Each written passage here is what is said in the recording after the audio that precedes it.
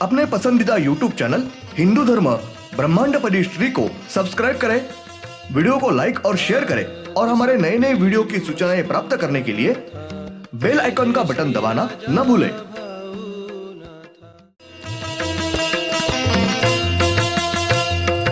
आरती सप्रेम मस्को बना था, जय जय श्री राजा भाऊनाथा।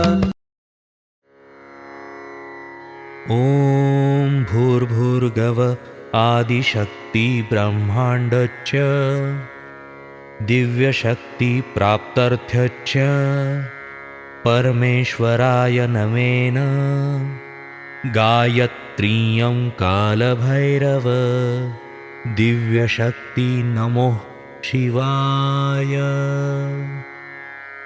ब्रह्मांडपदी श्री सप्तशक्ती महाग्रंथ, ब्रह्मांडपदी श्री सप्तशक्ती महापंथ।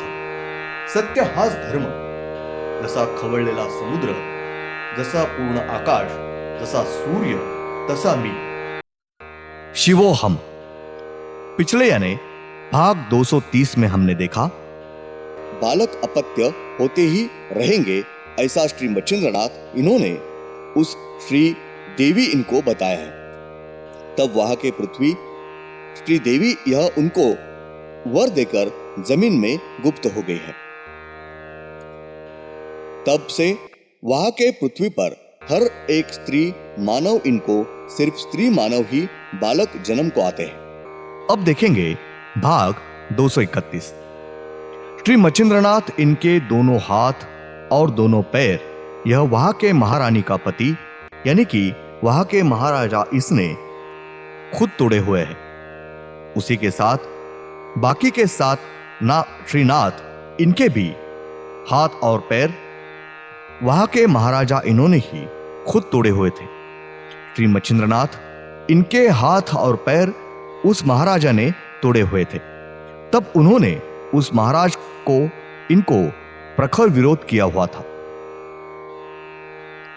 परंतु श्री मच्छिंद्रनाथ इनके उस महाराजा के सामने कुछ भी नहीं चलता है, क्योंकि श्री मच्छिंद्रनाथ इनको औषधि वनस्पति इनसे बनाए हुए जालिम प्रखर ऐसा नींद की दवा पिलाकर उनको पूरी तरीके से बेहोश किया हुआ है और उनको अचेत अवस्था में थे। तभी उनके हाथ और पैर तोड़कर उनका शरीर घने जंगल में फेंक दिया था। श्री मच्छिंद्रनाथ यह वहां के गांव में के श्री शिवशंकर इनके मंदिर में ध्यानस्थ अवस्था में बैठे हुए थे। उस समय उस महाराजा की महारानी यह वहां के मंदिर में आई हुई थी और उसने श्री मच्छिंद्रनाथ इनको तेजस्वी दिव्य चेहरा और रूप के तरफ देखने के बाद उस महारानी के मन में बुरी भावना निर्माण हुई थी। उसका मन उन पर से बैठ गया था, परंतु श्री मच्छिंद्रनाथ इन्होंने उस महारानी की तरफ जानबूझकर उनको नजरअंदाज किया था, ध्यान नहीं दिया था। इसलिए वो महारानी अपने मन में बहुत ही गुस्सा हो गई थी और उस महारानी ने श्री मच्छिंद्रनाथ इनको अपने सिपाही इनको बताकर उनको कैद करके लेकर गई थी। श्री मच्छिंद्रनाथ इनको कैद करके कारागार में रखा हुआ था। तब उस महारानी इन्होंने उनके पति उस देश के महाराजा इनको श्री मच्छिंद्रनाथ इनके बारे में बुरा झूठ बताकर अपने पति के कान भरे बहुत ही बुरा उल्टा सीधा बताया हुआ था। उस वजह से ही उस महाराजा की गलतफहमी होकर उसे बहुत गुस्सा और द्वेष आया हुआ था और वो महाराज होने की वजह से कुछ भी सच झूठ न देखते हुए और कुछ भी विचार न करते हुए उसने खुद श्री मच्छिंद्रनाथ इनके हाथ और पैर तोड़कर उन सबको जंगल में फेंक दिया था। श्री शिवशंकर इनके मूल 6वें ज्योतिर्लिंग श्री काल भैरवनाथ इन्होंने ही श्री नवनाथ इनमें से 6 श्री नवनाथ इनके प्रत्यक्ष अवतार लिए हुए हैं। श्री शिवशंकर इन्होंने मूल 12 ज्योतिर्लिंग अवतार लिए हुए हैं और उनके मूल 6वें ज्योतिर्लिंग श्री काल भैरवनाथ इन्होंने श्री नवनाथ, इनमें से 6 श्री नवनाथ इनके प्रत्यक्ष दिव्य अवतार लिए हुए हैं और उनका एक अवतार श्री नागेशनाथ और श्री चरपटीनाथ, यह सिर्फ दोनों ही श्रीनाथ, यह आज भी ब्रह्मांड में अपने दिव्य शरीर के साथ भ्रमण करते हुए जगत का कल्याण करने का कार्य कर रहे हैं और उसी के साथ श्री परमेश्वरी शक्ति इनका अपेक्षित कार्य करते हुए रुके हुए हैं और बाकी के सब श्रीनाथ इन्होंने अपने दिव्य शरीर के साथ दिव्य समाधि लेकर ध्यान में बैठे रहे हैं। श्री नवनाथ इनके क्रम में नाम और अवतार: 1 श्री मच्छिंद्रनाथ, श्री शिवशंकर, 2 श्री गोरखनाथ, श्री विष्णुदेव, 3 श्री चौरंगीनाथ, 4 श्री ब्रह्मदेव, 4 श्री कानिफनाथ, श्री काल भैरवनाथ, 5 श्री जालंधरनाथ, श्री काल भैरवनाथ, 6 श्री गहिनीनाथ, श्री काल भैरवनाथ, 7 श्री नागेशनाथ, श्री काल भैरवनाथ, 8 श्री भरतनाथ, श्री काल भैरवनाथ, 9 श्री चरपटीनाथ, श्री काल भैरवनाथ।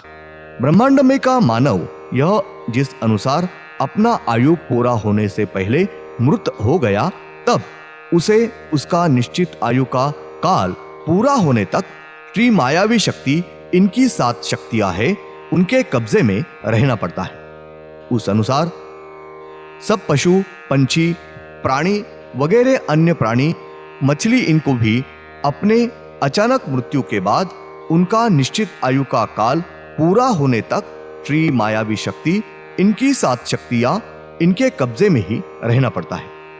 ब्रह्मांड में जिस अनुसार सब नियम यह मानव इनके बारे में है, उस अनुसार ही मूल शक्ति, इनके नियम यह सब पशु, पंछी, प्राणी और अन्य कीटक, प्राणी वगैरह इनके बारे में भी है।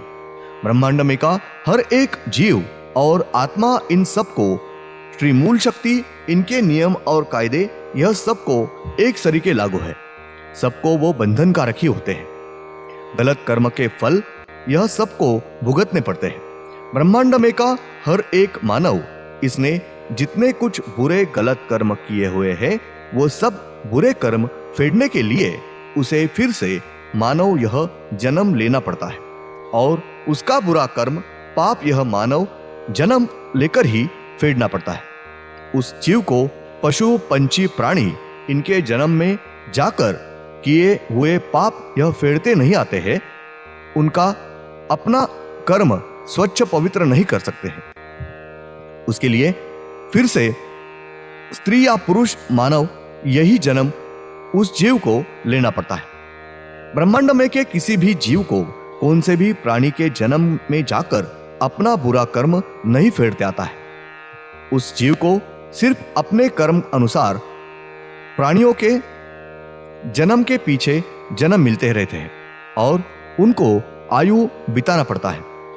सब पशु, पंछी, प्राणी और अन्य प्राणी यह सब जितने कुछ बुरे कर्म करते हैं, वो उनको उनके उसी जन्म में फेरने पड़ते हैं। सिर्फ मानव इनको ही उनका बुरा कर्म फेरने के लिए फिर से दूसरा जन्म यह मानव लेकर अपना पाप फेरना पड़ता है। ब्रह्मांड में के सब पशु, पंछी, प्राणी यह अपना खुद का पेट भरने के लिए बुरे कर्म करते हैं। उसका उनको बुरा फल यह भुगतना पड़ता है। बड़ा प्राणी छोटे प्राणी को मारकर उसके शिकार करके वो अपना पेट भरता है, भूख मिटाता है। उनको उनके बुरे कर्म का फल भुगतना ही पड़ता है। ब्रह्मांड में का हर एक मानव इसे दूसरे जन्म में उसका पाप यह उसे फेरना ही पड़ता है। उसी के अनुसार कुछ पशु, पंछी, प्राणी इनको भी आगे का जन्म उनको उन्होंने किए हुए पाप यह फेरने ही पड़ते हैं। जिस अनुसार मानव इनको श्री परमेश्वरी शक्ति इनके नियम है, वो ही नियम सब पशु, पंछी, प्राणी इनको भी वही नियम लागू है। उसके अनुसार अनुकरण करना ही पड़ता है। अपने बुरे कर्म अगले जन्म में फेरते हैं। ब्रह्मांड में का हर एक पशु, पंछी, प्राणी इन सबको अपना पेट भरने के लिए श्री परमेश्वर इन्होंने प्राकृतिक अन्न यह पहले से ही निर्माण करके रखा हुआ है, परंतु प्राणी यह नैसर्गिक अन्न खाकर अपना पेट नहीं भरते हैं। दूसरे प्राणियों की हत्या करके उनको मारकर अपना पेट भरता है। यह उसका बहुत ही बुरा कर्म हो रहा है और उसे इस बुरे कर्मों का फल भुगतना ही पड़ता है। प्रायश्चित यह भुगतना ही लगता है।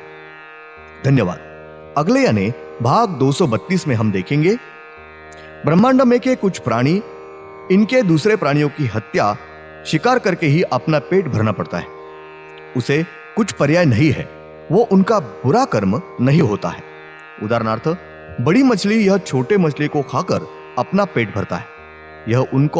यह उसका बुरा कर्म नहीं होता है और वही उनका आहार होता है। बाघ, सिंह इनके दूसरे प्राणियों की शिकार हत्या करके ही अपना पेट भरना पड़ता है। उनको दूसरा आहार नहीं है।